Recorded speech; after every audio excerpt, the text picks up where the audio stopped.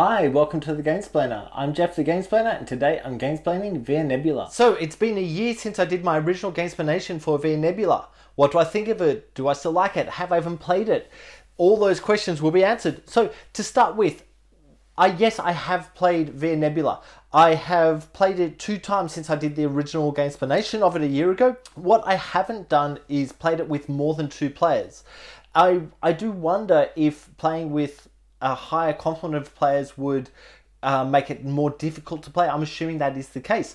The other thing I've noticed since doing the original video of Via Nebula is I've actually become quite a huge fan of Martin Wallace and his games. Not all of his games have been spectacular, but I haven't purchased all those games that feel like they probably won't be in my line of playing. However, the ones that I have purchased, I've really enjoyed. So Martin Wallace, well done. The other thing that I've noticed is within playing this game, the element of push and pull on I'm going for that spot, I'm going for that spot is actually really nice, and having to work your way around different spots. And what I've noticed is that everyone who's been playing, so it's usually been me and someone else, whoever's been playing have got to that final point within spitting distance of each other. The final point being getting the last building onto the board. And you get one more go. So if the other person gets their last building on the board, probably get your last building on the board. And we've been within that, almost getting that.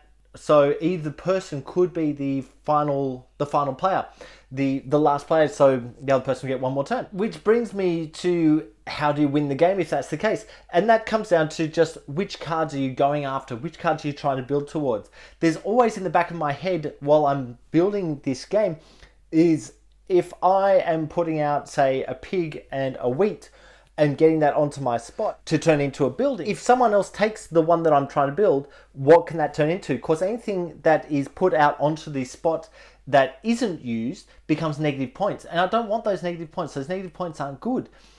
And so I find myself going after the stuff that could be used on multiple spots, on multiple buildings to start with, and then only at the last moment put out the last few bits to enable me to take what is good in the higher purchase power thing. I quite like that. There's that little bit of extra thinking. You could just kind of keep going with this stuff, but there's that little bit of extra thinking. And I really appreciate that in a game. There's something to do. There's always something else to go on with. Look, I'll leave it there. If you have not come across Via Nebula before, please go ahead and watch my Gamesplanation from a year ago and see what you think of it. See if you still like it or would like it if you were to get your hands on it. If you have any comments or suggestions, please write them below. If you have any games that you would like to be gamesplaned, please shoot me an email at thegamesplainer@gmail.com. Follow me on Instagram and Twitter at thegamesplainer to keep up to date with the games that I'm playing. Subscribe to my videos to keep up to date with the games that I'm gamesplaining. And until next time, enjoy gaming.